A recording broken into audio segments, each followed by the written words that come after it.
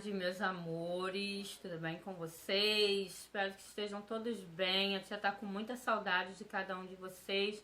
Alguns eu ainda mato saudade pelo Met, né? Mas tem uns que a tia não vê no Met, não vê participando das aulas. A tia tá com muita saudade, tá? Bom, vamos lá para mais um dia de aula. Hoje, 14 de julho, terça-feira. Não perco o foco nem os dias. Terça-feira, 14 de julho. Vamos lá pegar os materiais para a titia. Hoje nós vamos trabalhar com o livro de ciências, tá? Onde nós vamos observar o céu, os astros que compõem o nosso universo, tá? Os planetas, os cometas, as estrelas, tá? Vamos também trabalhar o livro de matemática, onde vamos ver comparações, tá? Maior que, menor que. Vamos trabalhar também, vamos aprender a fazer gráficos, tá? E em trajeto, no livro do trajeto, nós vamos trabalhar as fontes de energia, tá? Fontes de energia renováveis e fontes de energia não renováveis. Renováveis, aquelas fontes que conseguem se renovar sozinhas, e não renováveis, aquelas fontes que não têm condições de se renovarem tão facilmente, tá? Então vamos pegando os nossos materiais, tá? Matemática, ciências e trajeto. E não se esqueça também que hoje tem aula de inglês com a tia Josiele. Quero todo mundo com o inglês na ponta da língua, pra gente fazer aquela viagem pra Disneylândia. Tem que ter alguém falando inglês, né, gente? Então vamos lá, todo mundo correndo e pegando os materiais e prestando atenção nas aulas, tanto na aula da tia Miriam, tá? Quanto na aula da tia Josiele, tá bom? Pega o material correndo lá pra tia, pra gente começar a nossa aula de terça-feira. Vamos começar com o trajeto, tá? Vamos lá, meus amores, começando com o trajeto, onde nós vamos começar a ver aí a matriz energética, tá? Não só a brasileira, mas como a matriz energética de todo o mundo, porque em todo o mundo há fontes renováveis e não renováveis de energia, mas nós vamos trabalhar com a energia que utilizamos aqui, tá? Aí tá falando assim, as pessoas dependem das fontes de energia para a manutenção da atividade. Chamamos de matriz energética o conjunto de fontes de energia disponíveis em um local. Podemos obter energia por meio de transformação de recursos diferentes, de diferentes origens. As fontes de energia podem ser renováveis, ou seja, aquelas fontes que podem se renovar, e não renováveis, fontes que não se renovam.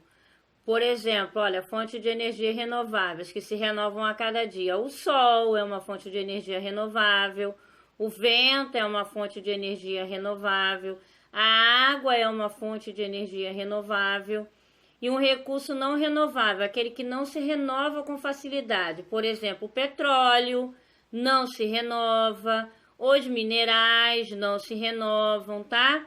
A tia vai passar um vídeo para vocês estarem entendendo melhor o que são fontes renováveis e não renováveis de energia, para vocês estarem realizando a atividade, tá? Essa atividade aqui do número 1, tá? Do número 1, que são fontes renováveis e não renováveis, e no número 2, de onde vem a maior parte da energia produzida no Brasil. Essa fonte é renovável ou não? A tia vai estar passando um vídeo para vocês terem um melhor entendimento.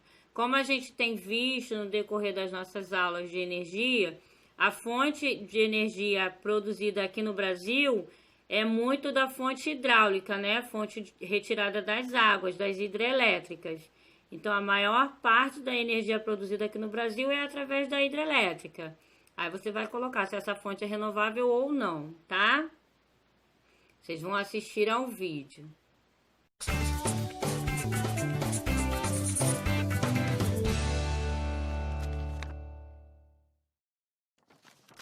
Fala galera, a vida anda muito cansativa, né? Por isso, o Quer Que Eu Desenhe trouxe um tema para te agitar. Hoje vamos falar sobre as diferentes fontes de energia. Mas calma aí, você já adicionou o Descomplica nas tuas redes sociais? Então aproveita para curtir esse vídeo e ficar por dentro de tudo que vai rolar no Enem. Sempre que quiser, você pode baixar esse mapa completão no link da descrição. Basta clicar aqui embaixo à vontade. Vambora para energia? As fontes de energia são recursos naturais ou artificiais que usamos para realizar trabalho. Basicamente tudo que envolve crescimento, movimento, produção. De cara eu já vou te falar, a gente pode começar dividindo em fontes renováveis e não renováveis. Vamos começar pelas renováveis, ok? Como o próprio nome já diz, as energias renováveis se repõem naturalmente, mas cuidado, isso não significa que elas sejam inesgotáveis. Olha o nosso desmatamento aí para provar. Agora vamos falar das fontes. Temos, por exemplo, a energia eólica, capaz de transformar a força dos ventos em energia. Já reparou naqueles ventiladores gigantes que existem em algumas regiões? Eles são aerogeradores. Ao girar, produzem eletricidade usando a energia eólica, ou seja, dos ventos. Bem maneiro, né? A maior parte da eletricidade consumida no Brasil vem da hidroelétrica. Essa fonte se aproveita dos nossos enormes fluxos de água para fazer as nossas grandes pás girarem dentro das turbinas. Como o Brasil é topzera nesse tipo de energia, nós conseguimos produzir tanto em usinas de barragem, aquela que tem um murão, quanto em usinas de fio d'água, aquela que aproveita o próprio correr do rio para fazer energia. Outra fonte renovável é a energia solar. E como diabos extraímos energia do sol? Calma, não é magia, é tecnologia. Ela é captada através de painéis solares formados por células fotovoltaicas que transformam os raios em energia elétrica ou mecânica. Outra energia quente é a geotérmica ou geotermal, obtida a partir do calor que vem do interior da Terra em áreas com atividades vulcânicas. E aí? O que é isso? A energia das ondas, ou ondomotriz, provém do aproveitamento das ondas oceânicas. Até daqui a gente pode tirar energia. Já a maremotriz é uma forma de geração de eletricidade obtida a partir das alterações das marés, por barragens ou através de turbinas submersas que usam a própria corrente marítima. Por último, temos a biomassa, capaz de gerar energia através de elementos vivos, como animais e plantas. Temos várias maneiras de aproveitar essa fonte, mas é no nosso etanol da cana que a gente manda muito. Finalmente chegamos nas fontes de energia não renováveis. Quando essa reserva se esgota, elas não podem ser regeneradas em nosso tempo de vida e são considerados como não renováveis tanto os combustíveis fósseis como a energia nuclear. Esses combustíveis fósseis são formados por processos naturais, como a decomposição de vários organismos soterrados. Esses combustíveis fósseis contêm alta quantidade de carbono usados para alimentar a combustão. E mesmo sendo poluente, olha o aquecimento global aí, é a matriz energética mais usada no mundo. E ele é presente, por exemplo, no carvão mineral, no gás natural, no xisto, no petróleo. A energia nuclear é um tipo de energia liberada quando acontece uma reação nuclear. Isso acontece quando o núcleo de determinados átomos se transforma, provocando uma fissão ou divisão do núcleo atômico. Nosso amigo urânio costuma ser muito usado na obtenção dessa energia. E todo mundo sempre carrega aquele medinho de um acidente nessas usinas, etc. Ufa, tanta energia assim me deixou cansadão. Sabe o que eu vou fazer agora? Relaxar e curtir mais Descomplica. Curta nossos vídeos e siga a gente em todas as nossas redes sociais. Quer esse mapa para estudar depois? Então clica no link da descrição que você vai ter acesso ao desenho inteirinho. Já pensou? Tá esperando o quê? Descomplica quer dizer compartilha a gente. Assim fica fácil demais entender. Pessoal, até o próximo Quer Que Eu Desenhe. Tchau, tchau.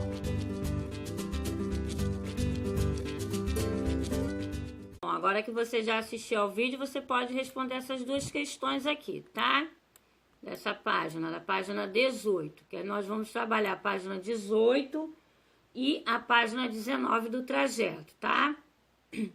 Na página 19, a tia vai disponibilizar o link, tá? Para vocês anotarem aqui, ó. Faça a pesquisa no link disponibilizado pelo professor. Aí vocês vão anotar o link e vão pesquisar nesse link as fontes de energia que são referentes a essas imagens, tá? Observe a imagem a seguir, escreva o nome da fonte de energia, depois indique a porcentagem referente a cada fonte com base nos dados da sua pesquisa. Nesse link que a tia vai disponibilizar para vocês, tem o nome da fonte, tá? E a porcentagem de cada uma delas, tá? Aí tem aqui a cana-de-açúcar, o fogo, a gasolina. Aí você vai colocar o nome da fonte e a porcentagem dela, tá? E aqui vocês vão responder de acordo com o que vocês viram no vídeo, tá bom? Essas foram as nossas atividades hoje do trajeto. Bom, meus amores, agora que nós já vimos lá, né, as fontes renováveis e não renováveis, e para esses recursos não terminarem, nós temos que continuar cuidando, né, da natureza, dos recursos que ela nos dá. Vamos lá para matemática, tá? Matemática vocês vão datar para ti as páginas 16, 17, 18 e 19, tá? Vamos começar com a 16 e 17, que vai fazer as comparações. Maior que, menor que. Vocês vão começar a descobrir como que o número é maior ou menor, tá? Vocês podem utilizar aí, ó, vocês vão utilizar o quadro que a gente já aprendeu, né? Da unidade da dezena, da centena e da unidade de milhar. Aí tem dois números dispostos aqui, ó, 1645 e 1329. Se vocês observarem a unidade de milhar, elas são semelhantes, né? Ambas são 1000, né? Tem uma unidade de milhar. Mas aí para você descobrir, fazer a comparação dos numerais, você tem que ver o numeral por um todo. A unidade de milhar são iguais, mas a centena? 600 é menor do que 300 ou maior do que 300? 40 é maior do que 20 ou menor do que 20? 5 é maior do que 9 ou menor do que 9? Você tem que observar o número como um todo, tá? Para você saber se ele é menor ou se é maior. Primeiro vamos comparar a unidade de milhar. Tanto 1645 como 1329 tem. Quantas unidades de milhar tem? Os dois números, tá? Agora vamos comparar as centenas. Quantas centenas tem o número? Tem um número aqui que está representado o número 6. E quantas centenas tem o número representado pelo número 3? As centenas vão ser representadas pelo próprio número que está representado aí, ó, em negrito, tá? Quantas centenas tem em 1645, que o 6 representa, o 6 representa e o 3 representa. Aí aqui tá, ó, 1645 é maior que 1329, porque aqui, ó, por causa da centena, né? São 6 centenas e aqui só tem 3 centenas, então é maior. 1645 é maior que 1329. E aqui a representação do sinal menor. 1329 é menor que 1645. Referente à centena, né? Porque aqui tem 3 centenas e aqui são 6 centenas. Portanto, foram vendidos mais ingressos que vocês vão colocar o dia que foi vendido mais ingresso, que foi vendido menos ingresso. Supondo que no domingo tivesse sido vendidos 1.684 ingressos, em qual dos dias haveria maior número de ingressos vendidos? Ó, se você for observar aqui, ó, no sábado foi vendido 1.645 e no domingo 1.329. Por isso que no sábado foi vendido mais. Agora, se aqui mudasse o número, quem venderia mais? Qual dia venderia mais? No sábado ou no domingo? É isso que vocês vão ter que colocar aqui, tá? E explicar. Agora vamos para a página 17. Observe a tabela e responde as questões. Ó, um joguinho aqui, ó, os dois colegas jogaram videogame, o Jair e a Laura. Aí tem a pontuação de cada um na primeira fase, na segunda fase e na terceira fase. Aí a letrinha A. Em qual fase do jogo o Jair fez mais pontos? Qual a fase que o Jair fez mais pontos? Você vai escrever. E qual a fase que a Laura fez mais pontos? Você vai escrever. Jair fez mais pontos na primeira, segunda, terceira fase. Laura fez mais pontos na primeira, segunda, terceira fase. Qual fase que eles fizeram mais pontos, tá? Na terceira fase, vocês vão olhar aqui, ó, a pontuação na terceira fase e escrever quem fez mais pontos, Jair ou Laura, observando aqui a terceira fase, observar os pontos, tá? Quem fez mais pontos foi o Jair ou a Laura. Observe o número que a Amanda escreveu e responda. Se ela trocar a posição do algarismo da dezena, ó, o 4, tá vendo que é a dezena? Com o algarismo da unidade de milhar, o 2, qual número ela vai encontrar? Se ela trocar o 4 pelo 2, qual número que ela vai formar? Aí você vai escrever o número aqui, tá? O número que ela encontrará é maior ou menor que o número que ela escreveu inicialmente. Esse número que você escrever aqui vai ser maior ou menor que este daqui que está na mão da nossa amiga Amanda, tá? Aqui você vai completar o antecessor e o sucessor de cada número, quem vem antes e quem vem depois de 4.678, quem vem antes e quem vem depois de 2.999. Aqui nessa atividade você vai escrever em ordem crescente, ou seja, do menor para o maior, tá? Você vai colocar em ordem crescente, como se estivesse crescendo o número, tá? Vai começar do número menor até chegar ao número maior, tá? Essas foram as atividades das páginas 16 e 17. Agora vamos para 18 e 19. Vamos lá, amores, página 18 e 19, representar dados em gráficos verticais, tá? Um desenvolvedor de um site oferece e-books gratuitos. Queria saber as preferências do visitante para oferecer mais títulos, então fez uma lista para saber o gênero: romance, ficção, comédia, HK, suspense e terror. Aí ele fez uma lista e nessa lista ele organizou um gráfico, tá? Aí aqui no gráfico tem romance, ficção, comédia, HK, que são os quadrinhos, tá? Suspense e terror. Aqui já tem um gráfico, ó, mostrando o número do romance, então você vai ter que completar os outros gráficos, tá? Vai pintar os quadradinhos até o número referente, tá? Biografia são ficções, tá? Então, você vai pintar o quadradinho até 2.500. Depois vai fazer a mesma coisa com comédia, com HK, com suspense e com o terror, tá? Vocês vão completar aqui a tabelinha, tá? Esse gráfico, vocês vão pintar.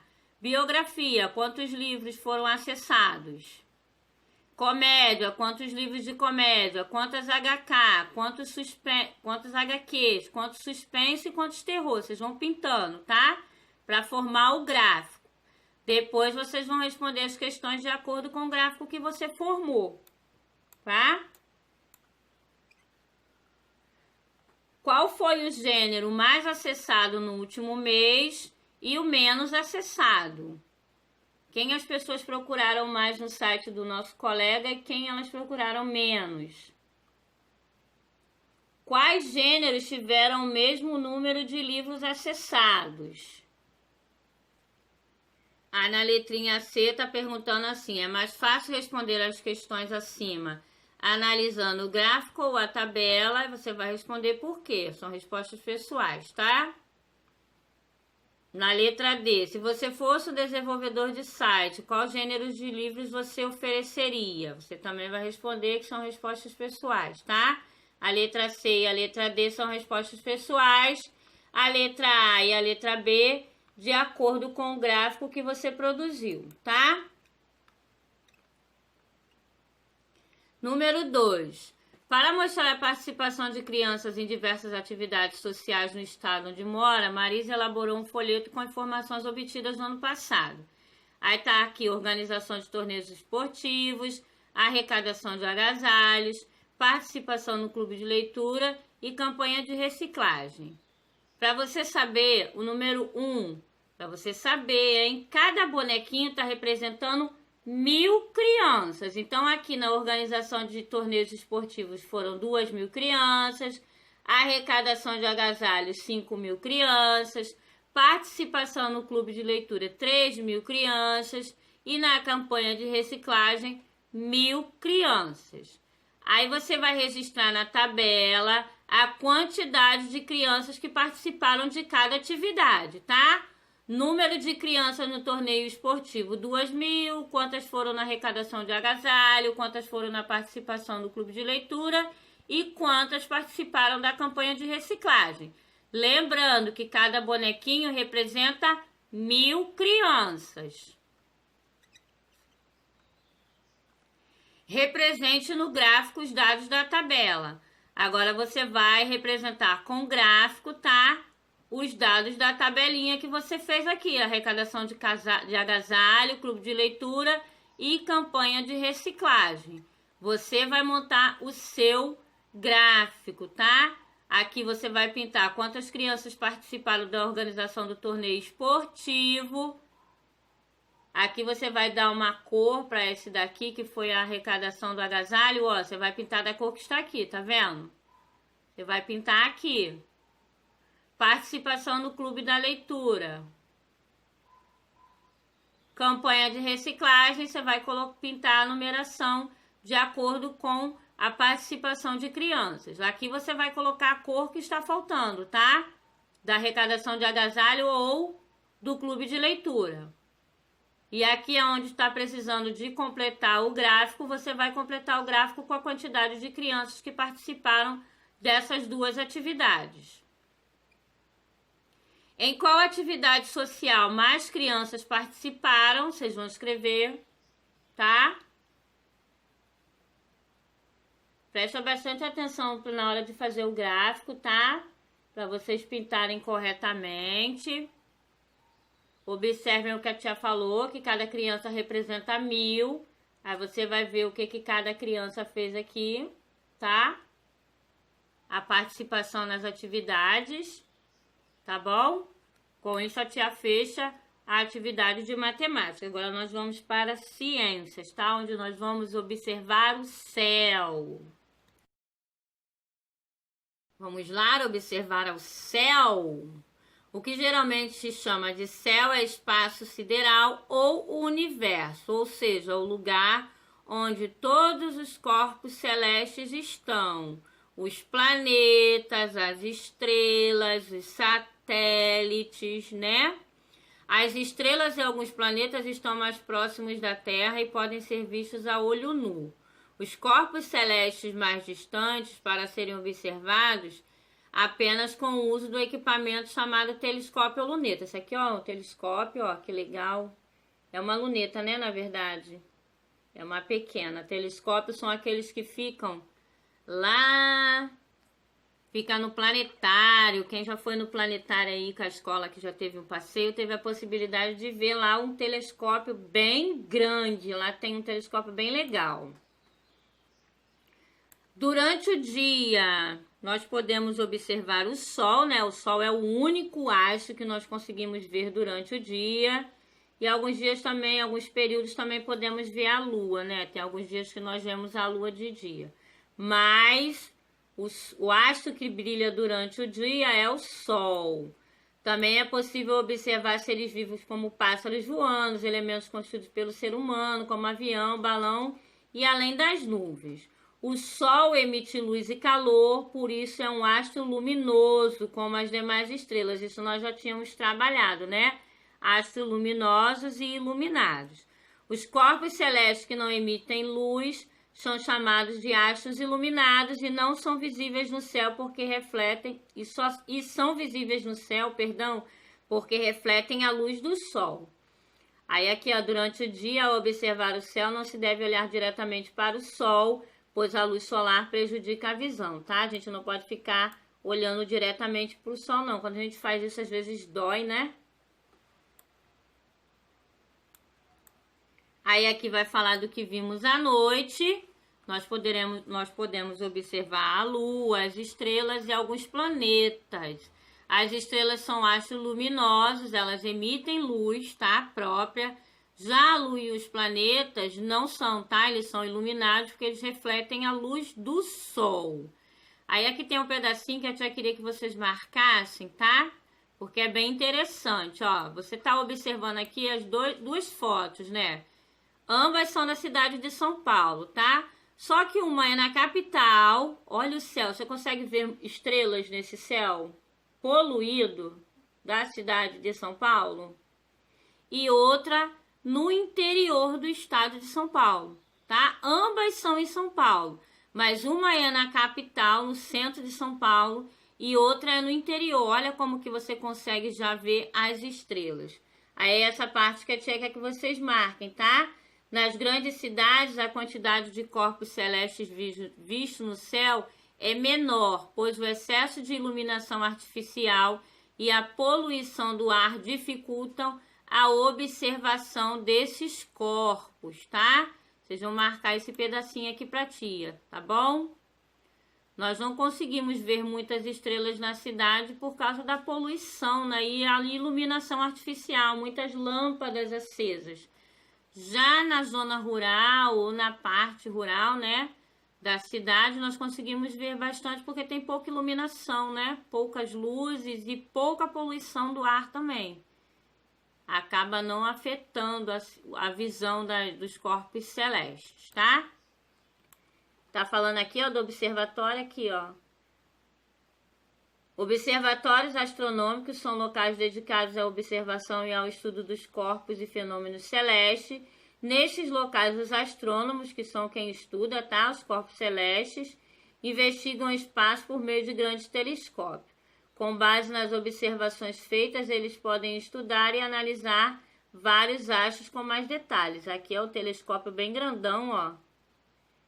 Diferente daquele que o nosso colega está usando aqui, né? Que é pequeno. Esse daqui já é um de um observatório. Para poder observar bem, né?